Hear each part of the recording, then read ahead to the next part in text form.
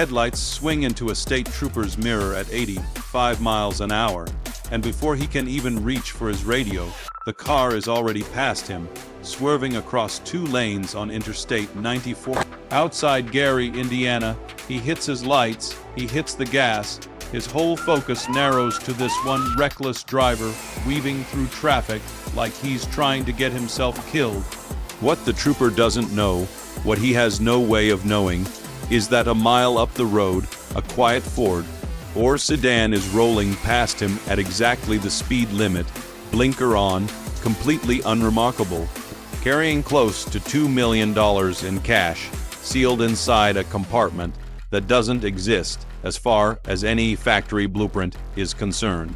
The trooper just took the bait. And the man who designed this exact moment, who built an entire criminal enterprise around the idea that the best way to win against the police is to make sure they're chasing the wrong car, wasn't even in the state when it happened. His name was Mario Lloyd, and by the time anyone in law enforcement understood what they were actually up against, he'd already moved hundreds of kilograms of cocaine and tens of millions of dollars through that exact trick more times than anyone could count. 2 miles ahead of the trooper, the driver of that sedan has no idea any of this is even happening. That's the entire point of the system. She doesn't see flashing lights in her mirror. She doesn't feel her pulse spike. She's just driving, hands relaxed on the wheel, radio low, glancing at the speedometer out of habit more than nerves, because nobody designed this run to require nerve in the first place. Further back, the spotter car that warned the convoy 30 seconds earlier is already peeling off onto a side exit. Its job finished the second the warning went out over the radio. 3 separate vehicles, 3 separate roles, and not one of them aware of the other's exact location at any given second. That compartmentalization wasn't an accident either. If federal agents ever flipped one driver, that driver could only ever give up what they personally saw, which in most cases was almost nothing. This wasn't luck. This wasn't a look-out kid on a corner with a cell phone. This was a system built car by car, mile by mile, by a man who treated the entire interstate highway as a chessboard and the police as predictable pieces moving across it. And to understand how far he took it, you have to go back to where it started, not on the highway, but in the garages of the South Side, where Mario was quietly building something the federal government had never seen before. Late 1980, Chicago was a city being hollowed out from the inside. Crack had landed on the South Side like a slow-motion detonation, and the same neighborhoods that had already survived decades of redlining, divestment, and broken promises from City Hall were now absorbing an entirely new kind of damage. Mothers were burying sons in their 20s. Grandmothers were raising grandchildren because their own children couldn't anymore.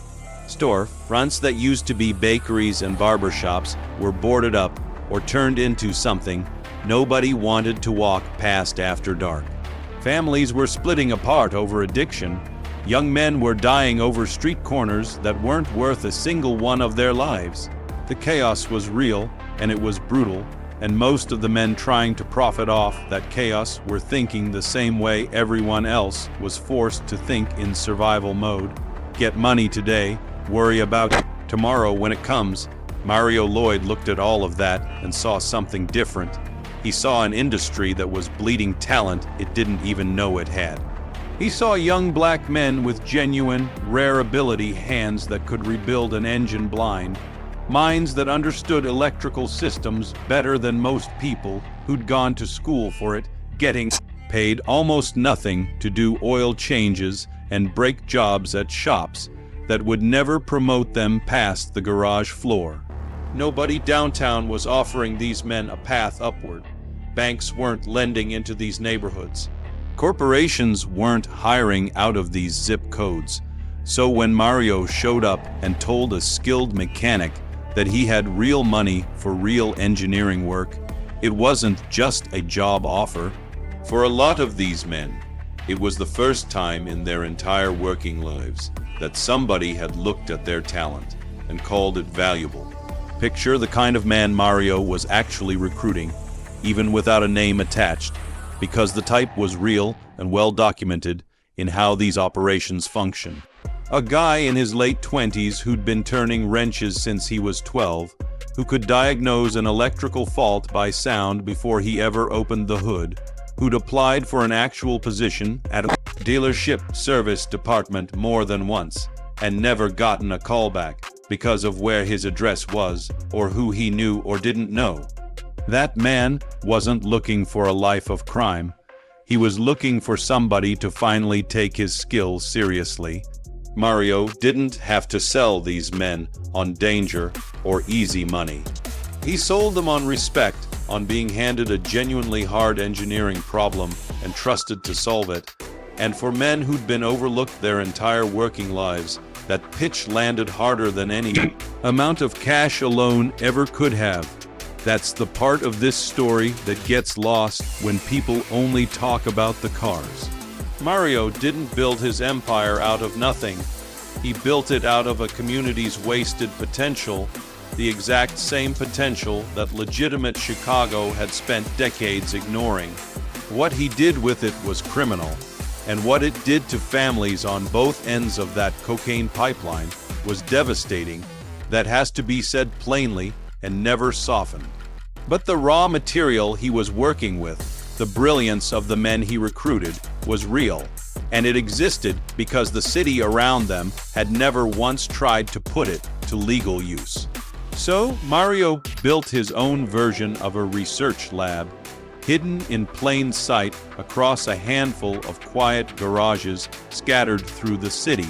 From the street, they looked like exactly what every other corner spot looked like, rolled down doors. A couple of guys in coveralls, the smell of motor oil drifting out into the alley, maybe a radio playing low somewhere in the back. Neighbors walking past heard the same grinding and hammering they'd hear at any auto shop, never once suspecting that what was actually happening on the other side of that door was closer to a precision fabrication facility than a place that did break jobs. Inside, his crews were doing something almost nobody in the underworld was doing at that level, taking brand new luxury cars and trucks and rebuilding sections of their actual body structure from the inside out. Steel was cut. Custom cavities were built into the dead space most drivers never think about, behind panels, beneath floorboards, inside the empty pockets a factory leaves unused, and then the whole thing was welded shut and finished so cleanly that a trained mechanic on a lift, flashlight in hand, would see nothing but factory steel. No scratch, no mismatched paint, no reason to look twice. A welded box is still just a box, though, and Mario knew it. Eventually, somebody patient enough with a crowbar finds a hidden compartment, no matter how well it's hidden. So his crews pushed the work further, into territory that genuinely surprised federal investigators when they finally encountered it. These compartments weren't simply hidden. They were electronically locked behind a sequence of ordinary, everyday actions inside the car, the kind of small movements a driver makes without even thinking, that triggered hidden hydraulic mechanisms only when performed in a specific, deliberate combination. Get it wrong, even by one small step, and nothing happened. The compartment didn't just stay hidden, it functionally didn't exist, because there was no visible mechanism, no keyhole, no handle, nothing for an officer or a drug dog to find unless they already knew the secret was there to look for. Years later, when federal agents finally got their hands on these vehicles, they didn't bring crowbars. They brought structural engineers, and it still took them hours of dedicated teardown to confirm what informants had already told them was there. That alone tells you what the average state trooper on a 2A/M traffic stop was up against, and it's worth being honest here. The deepest mechanical specifics of every switch and circuit were never fully laid out in public court records, and a lot of what circulates now has been filled in by storytellers rather than pulled from sworn testimony. What's verified, and what stands on its own without needing exaggeration, is that Mario's organization built and used these compartments at a level of sophistication nobody in federal law enforcement had encountered before in a domestic case. But here's where the real genius of Mario's operation actually lived, and it's the part most retellings rush past to get back to the cars. The hidden compartment was never the whole plan. It was just insurance for the rare moment when the real plan failed. The real plan was making sure his cars never got searched in the first place, and that meant rethinking the entire concept of how a shipment moves down a highway. It's also worth remembering what eventually happened to the men who built those compartments in the first place, because their story rarely gets told alongside Mario's. The same skill that made them valuable to him made them valuable to federal prosecutors building a conspiracy case, and more than one of them ended up facing real time of their own once organization came apart, despite never touching a kilogram of product or $1 of profit beyond their fabrication fee. They'd finally found someone willing to pay for their talent, and that talent ended up costing them years of their lives in exchange for wages that, set against a federal sentence, look almost insultingly small in hindsight. That's the quiet, rarely mentioned cost sitting underneath every detail of engineering brilliance this story gets praised for. A load never traveled alone. It moved inside a small convoy, and only one car in that convoy, usually the most forgettable, ordinary-looking sedan of the group, was actually carrying anything. Out ahead, sometimes 2 or 3 miles up the road, a spotter car scanned for trooper activity, construction checkpoints, anything that smelled like trouble, relaying it back over CB radio or early mobile phone so the load could slow down, change lanes, or duck off at the next exit before a problem ever became a problem. And if a trooper still managed to fall in behind the load car, that's when the blockers went to work. Drivers paid specifically to manufacture a distraction loud enough to redirect an officer's training and instincts in an instant. A sudden, reckless lane change. A near miss that looked like a drunk driver about to cause a real accident. To a trooper, there's no ambiguity in that moment. The obviously dangerous car becomes the only car that matters, and the quiet sedan rolling along at the speed limit simply disappears from consideration. The blocker driver pulls over, takes his ticket, plays cooperative, signs the citation slow and easy. 2 miles down the highway, the actual shipment is already gone. Mario went a layer deeper than that, too, because he understood that police weren't just profiling cars, they were profiling people. Young black men in expensive clothes behind the wheel of a nice car were the assumed target. So Mario sometimes put the actual load in the hands of someone the system had been trained to overlook entirely. An older woman from the neighborhood, dressed plain, driving a bone stock sedan, carrying nothing that looked out of place except the $2 million hidden behind a panel she couldn't even see. It's a brutal piece of strategy to sit with honestly. He was using the exact bias built into the system, the assumption that danger only looks one way, and turning it into his safest possible cover. The system's blind spot became his business model. Think about what that actually asked of those women. Most of them weren't getting rich off a single run. They were getting paid a flat fee to drive a clean, boring car down a clean, boring highway, smiling and waving a state trooper on if he happened to glance their way, never knowing exactly how much was riding behind that panel or what would happen to them personally if the search ever did go further than a glance. For some of them, that money was rent. It was a light bill. It was groceries for grandchildren they were already raising on their own because addiction had taken the parents out of the picture. The same epidemic Mario's product was feeding was, in a twisted and very real way, also creating the exact kind of desperate, overlooked driver his system needed to function. The community wasn't just where Mario found his engineers, it was where he found everyone, and it absorbed the risk at every single layer of the operation. For years, this worked at a scale that's hard to overstate. The organization moved hundreds of kilograms of cocaine and tens of millions of dollars in revenue between Chicago and Milwaukee without losing a major shipment to a routine highway stop. But success that size creates a problem of its own, the same problem that's ended more empires than any rival or undercover agent ever could. What do you actually do with that much cash sitting in a house?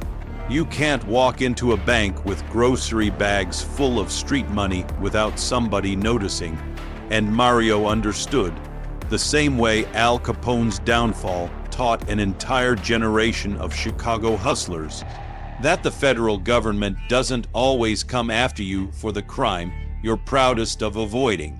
Sometimes it's the IRS that buries you long after the highway and the police have failed to. It's worth sitting for a second on what tens of millions of dollars actually means moving through one neighborhood's hands over those years, even if almost none of it stayed there in any legitimate form. That's the kind of capital that, deployed differently, could have funded real businesses, real trade schools, real second chances for the exact kind of overlooked talent Mario was recruiting into garages instead. Instead, it mostly evaporated into cars, jewelry, cash deposits, and eventually legal fees, leaving almost nothing behind in the community once the federal government finished seizing what it could find. The tragedy of an operation like this isn't only the human cost on the consumption side. It's also just how little of that enormous sum ever turned into anything that outlasted the indictment. So Mario built a second operation entirely, one that looked from the street like a genuine community success story, a used car dealership, lot full of clean inventory, real customers walking through the door every day looking for a reliable ride. On paper, it was exactly the kind of black-owned business people point to as proof a neighborhood is turning a corner.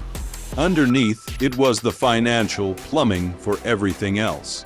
Used cars are notoriously difficult to value with precision, which made the lot an efficient place to blend dirty money into clean receipts. Buy a car cheap at auction, paper it as sold to a cash buyer for triple that price, and deposit the difference as ordinary, taxable business revenue. Banks see dealerships move cash constantly. Nobody blinked. And because the dealership was a genuinely functioning business, not just a paper shell, it gave Mario cover for everything else underneath it: welding equipment, hydraulic line, dealer plates that made his load cars come back clean on any routine check. A trooper running tags didn't get a known trafficker's name. He got a licensed Chicago business. There's a particular kind of confidence that comes from a front business that actually works as a business, not just as a prop. Customers traded in real cars and drove off in real ones. Financing paperwork went through legitimate banks the normal way it's supposed to. Mechanics who weren't even part of the inner circle clocked in and clocked out doing honest oil changes a few bays down from where the real work happened. That ordinariness is what made the whole thing durable for as long as it was. Nobody investigating a thriving, functioning car lot has any obvious reason to start there, which is exactly why Mario started there. Customers who bought a car off that lot in 1987 had no idea they were walking through what amounted to a financial control center for one of the largest cocaine operations in the Midwest. And most of them, if you found and asked them decades later, would probably tell you the same thing. The salesman was friendly, the price was fair, and the car ran fine for years afterward.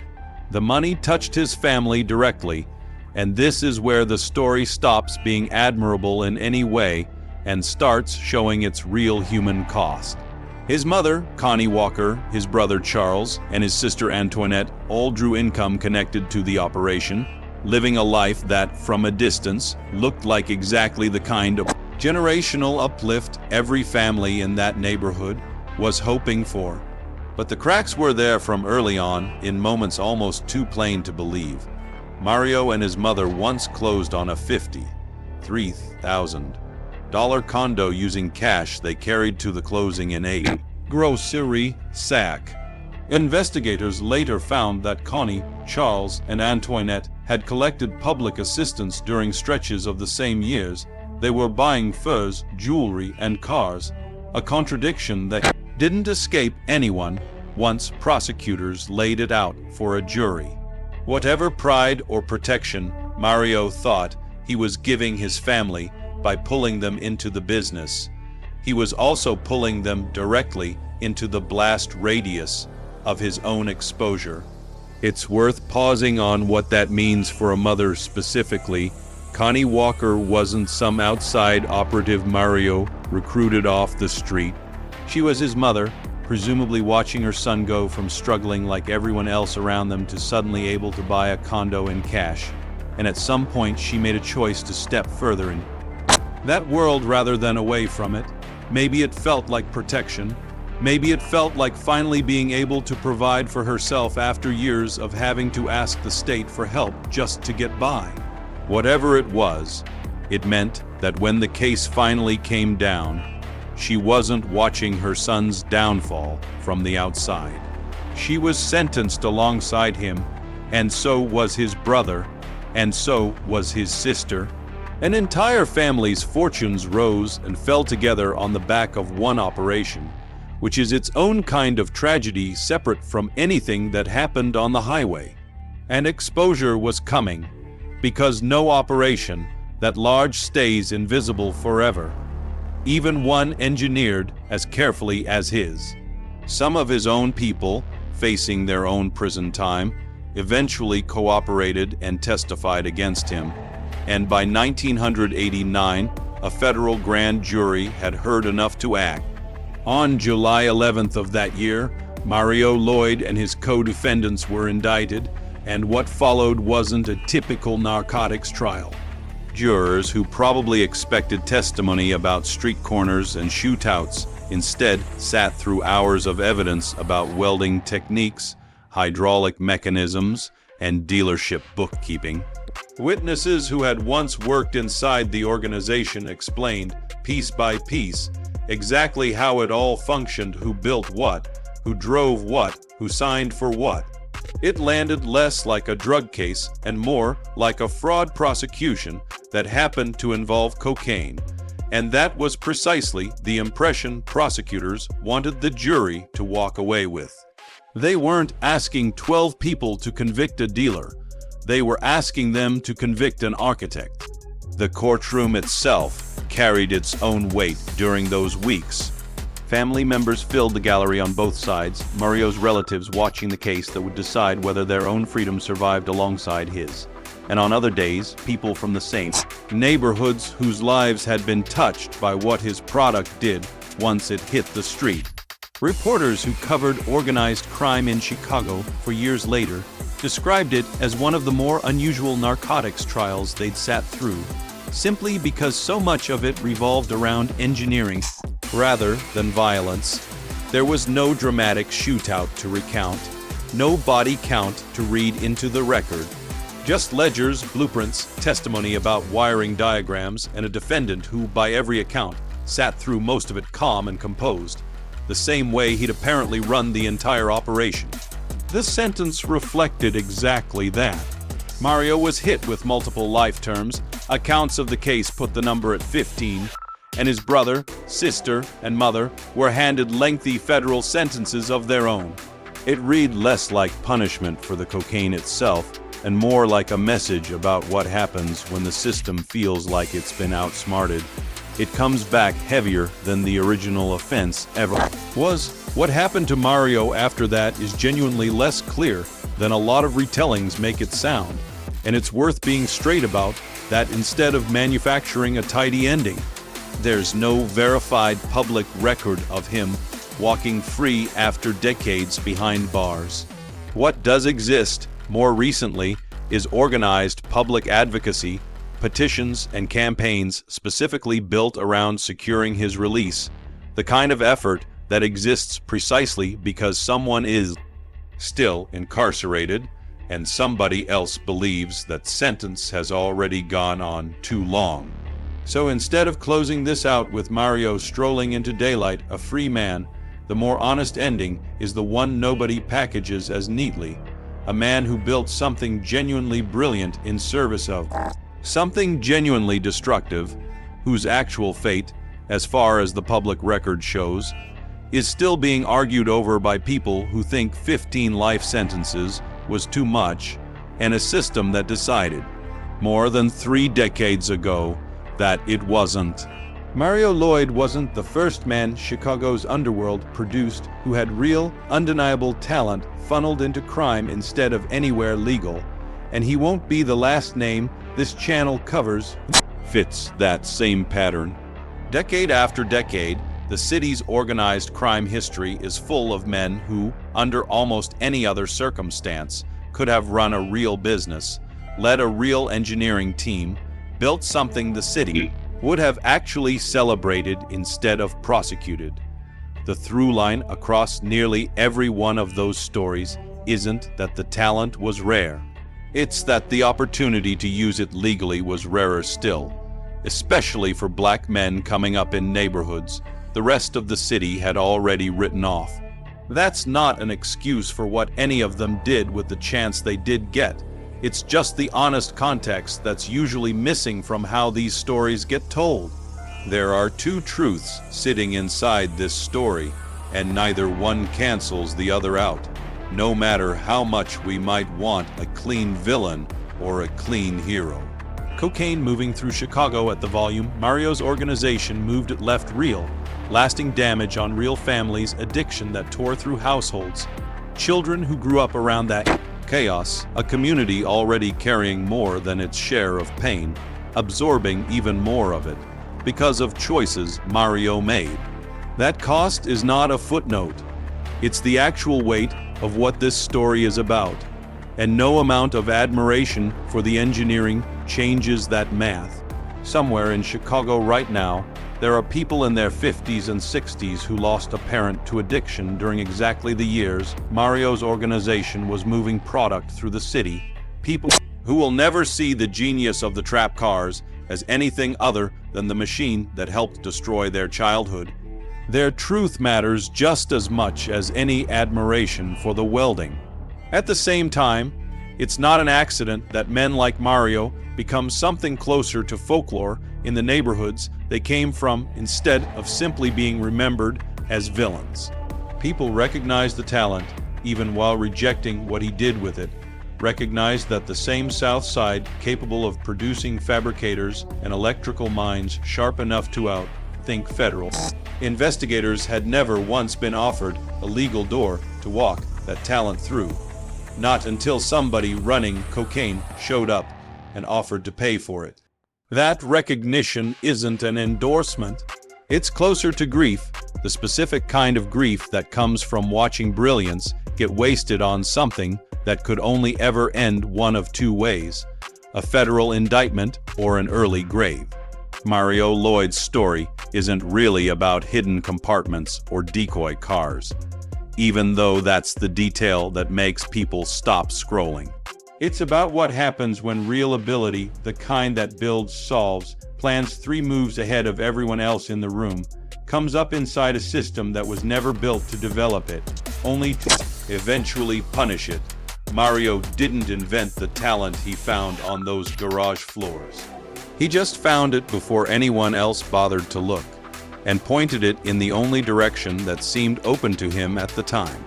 The real tragedy here was never that he got caught. It's that the system worked so much harder to bury that brilliance than it ever did to build a place for it in the first place.